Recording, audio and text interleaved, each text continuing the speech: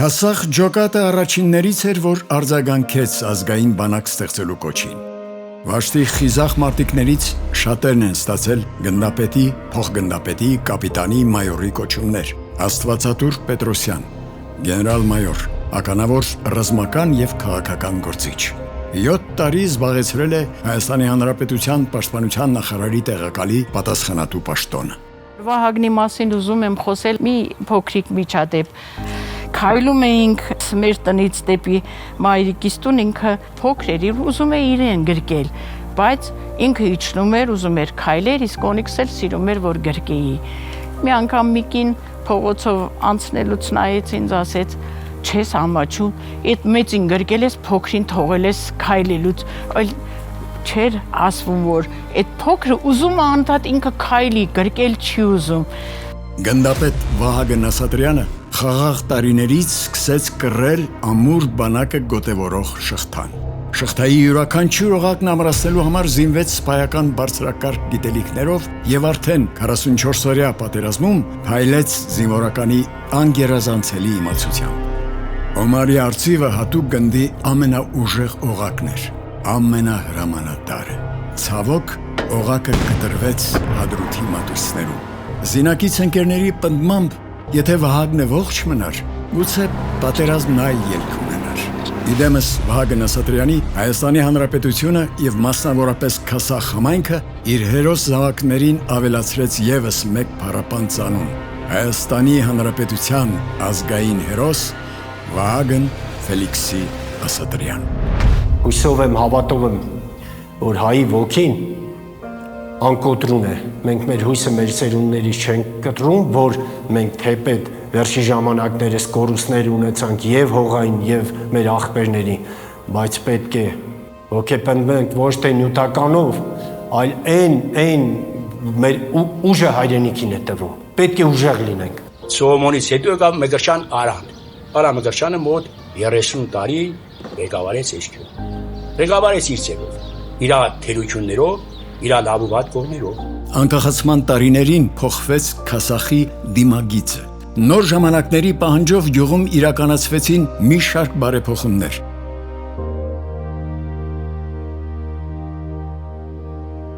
Այս տարի մեր համայնքն ու մեր դպրոցը տոնում են իրենց հիմնադրման 60-ամյակը։ Այս պահի դրությամբ դպրոցն ունի 13 կամավոր ատեստավորում անցած ուսուցիչ։ Նախորդ տարի 4 ուսուցիչ մասնակցել է տարակարգավորմանը և այս պահի դրությամբ մենք ունենք 4 տարակարգ ստացած ուսուցիչ։ Սիրում եմ երեխաների հետ աշխատանքը, սիրում եմ այն, ինչը որ ես անում եմ։ Դրա համար կարծում եմ ստացվում է։ Նստած պարապմունք եմ անում, այս մի փոքր աղջիկը, չգիտեմ, մի շաբաթ կլինի, տանից շատ տխուր է գալիս, ինչ-որ մի բան է հետը կատարվում, դե լավ ասում եմ, պարապմունք ինչի ուզում մասնակցի, թող խաղա, միգուցե այդպես ինքը կհանգստանա, տիկնիկների մեջ կգտնիր հանգստությունը, այսպես խաղաց, տեսա մենք պարապմունք ենք անում երեխաների հետ, Եմ որ զգաց ինքն էլ պիտի մասնակցի, բայց իրեն ազատություն ենք տվել, այսպես խաղալիք բաժակը վերցրած, ափսեով բերեց, ես նստած եմ փոքր աթոռին, ինքն էլ կանգնած իմ հասակին է լինում, ես նստած, այսպես բերեց, ասեց, ընկեր Հասմիկ, տոֆետը խմես։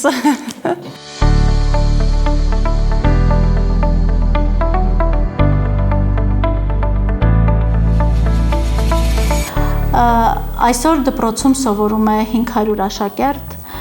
մշակութային կյանքը լեցուն է համայնքային և հպարտությամբ կարող եմ նշել, որ Քասախի արվեստի դպրոցը համալրված է տաղանդավոր մանկավարժներով և այսօրվա մեր սերունդը ունի ամուր հիմք։ 1 տարի է ես աշխատում եմ այստեղ ու կարծում բավականին շատ բաներ արել եմ, աչքին տեսանելի, ակներև, ուրիշ դպրոց մենք այս պահին ունենք, այն որ մեր աշակերտները համազգեստով են դասի գալիս, այն որ մեր աշակերտները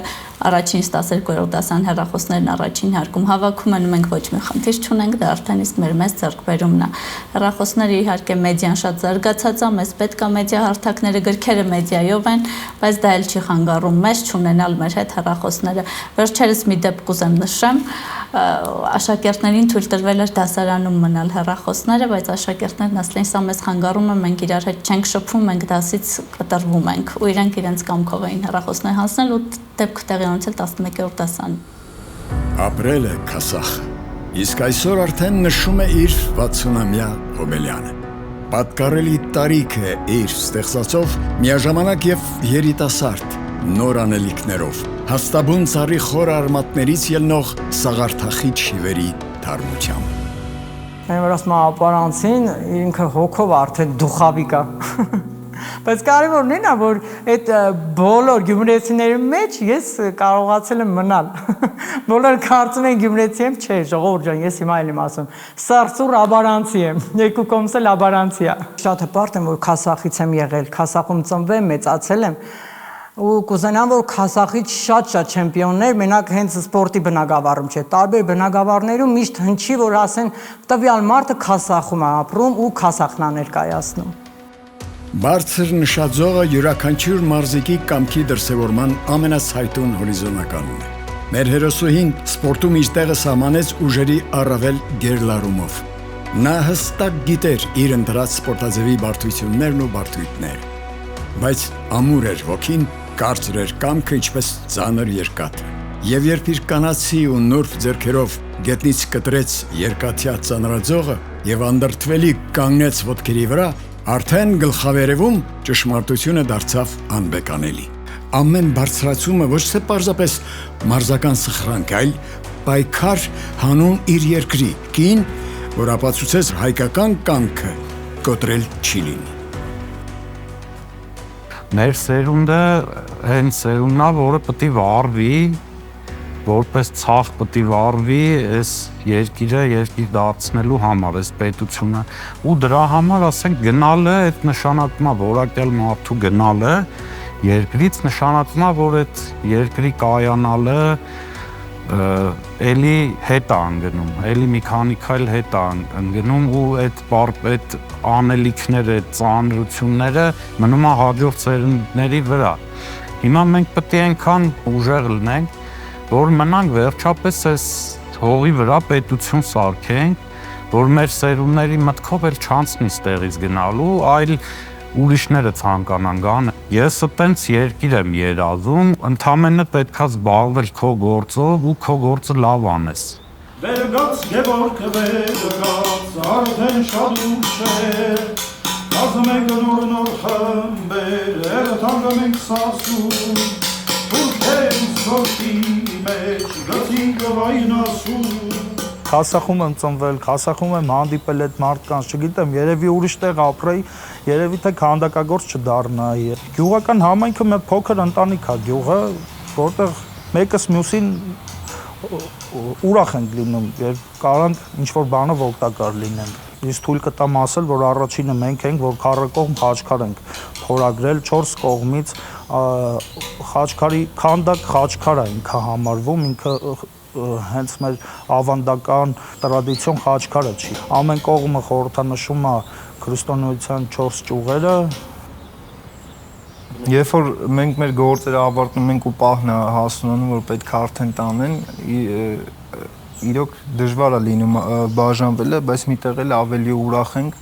որ տեղադրվելու է այդ խաչքարը ու տարբեր մարդիկ տեսնելու են մեր աշխատանքը, դա միտեղ ոնց որ մի չմեղմացնում է։ Քաղաքում եմ ծնվել, քաղաքում մեծացել ու այն ժամանակ մի քիչ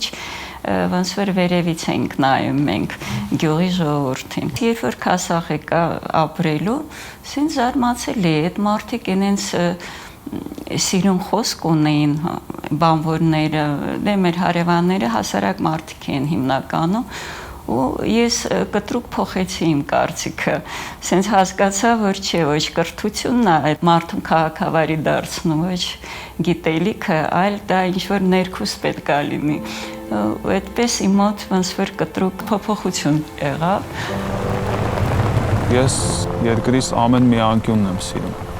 կապ չունի ինձ համար, թե դա որտեղ է։ Դրա համար ես հիմա մեծ ոնց որ ասած քարոզ եմ տանում թե տեսանյութերով թե ամեն ինչով որ չախտոտեն, որովհետև սերը հայրենիքի հանդեպ սկսում է այն հասարակ ծխախոտի մնացորդ գցելուց։ Եթե դու գցում ես դու չես կարող սիրես մի հող, որին որ դու լավ չես վերաբերվում, այսինքն այդ ծխախոտի մնացորդն էլ պետքա չգցես։ Իսկ ինչը վերաբերում է քասախին, ես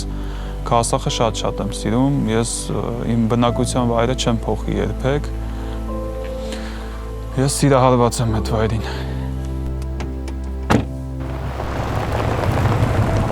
Լեռնագնացությամբ շատ եմ զբաղվում եւ իմ համար ոնց որ ուզես թե չուզես ակամայից ցանկացած սար գնացող կփաստի, որ երբ մեկնարկի կետից ինքը սկսում է շարժվել դեպի գագաթ, անպայմանորեն մերթ կանգնում հետանայում եւ հետո առաջ, որովհետեւ ինքը այնտեղ հասնելուց պետքա հետ գա իր մեկնարկի կետին։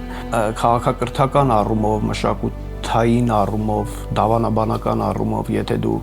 քո կյանքում ինչ որ մի կետի որոշում ես, որ դու հետ պետքա չնայես, դու լավ տեղ չես գնալ, որովհետև անպայմանորեն դու քո մեկնարկի կետին պետքա վերադառնաս եւ չմոռանաս դու որտեղից ես մեկնարկել։ Եվ տապալվում են բոլոր այն ազգերն ու ժողովուրդները, ովքեր կտրում են այդ կապը, ովքեր պապերի, արմատի, հիմքի, էության հետ կտրում են այդ կապը։ Կուզենայի քասախցու թասիբը միշտ մնալ։ Այն քասախցու թասիբը, որ միշտ եղել է այստեղ, ես չեմ տեսել որևիցե մի երկրում, ես ուր է որ գնում եմ, ամենայն անկեղծությամբ եմ ասում, վերջի 2-3 օրը շուտ ուզում եմ վերադառնամ քասախ։ Ես քասախը շատ եմ սիրում։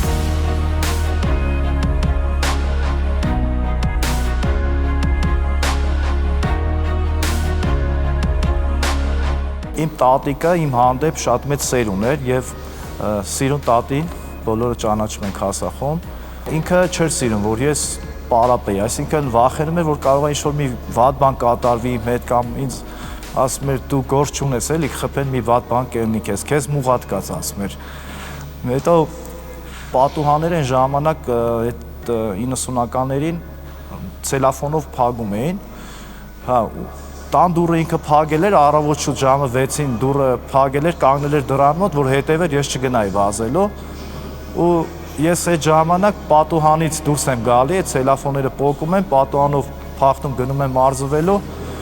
այդ տատին գիտի ես քնած եմ, էլի։ Ու այդպես ինքը միշտ իմացել է ես քնած եմ եղել, բայց ես գնացել պարապել եմ։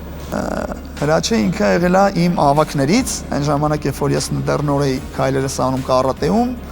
Հունանը Լյովը էլի կան այսպես տղաներ, հիմա կարող է չկարողանամ բոլորի անունները թվեմ, իմ ավակներն են եղել։ Լյովենց ընտանիքի հետ կապ ունեինք, գնալ գալ կար, Լյովի լուսահոգի տատիկը մի անգամ ինձ այսպես ասեց, փորձեմ քասախի բարբառով, ուզում էր ասել Նարեկ ջան, դու ես կարատեի գնում Լյովի պես, հա դու ես պարապում, ման ինձ ասեց Նարեկ ջան, դու լա չուֆտի կետաս։ Ես միշտ հիշում եմ տարտայտությունը, միշտ հիշում եմ, ասում եմ կարատեի չուֆտի գնամ։ Ոնց էր ինքը բռնել էր այդ ամեն ինչը իրար հետ։ Սարո պապին շատ լավ շաշկ էր խաղում։ Ես ուրեմն երևի իրան քաշելով, հա, իմ այդ գենետիկական բանը, ես իրենից ավելի լավ էի խաղում, ինքը պարտվել չէր սիրում։ Երբ որ ես իրան հաղթում էի շաշկիով, ինքը ինձ ասում էր դու մի հատ ավել գնացիր, ասում էի չէ, մի հատ ավել չեմ գնացի, ասում էր օրմալը չեմ խաղակու այդ ու խառնում էր խաղը։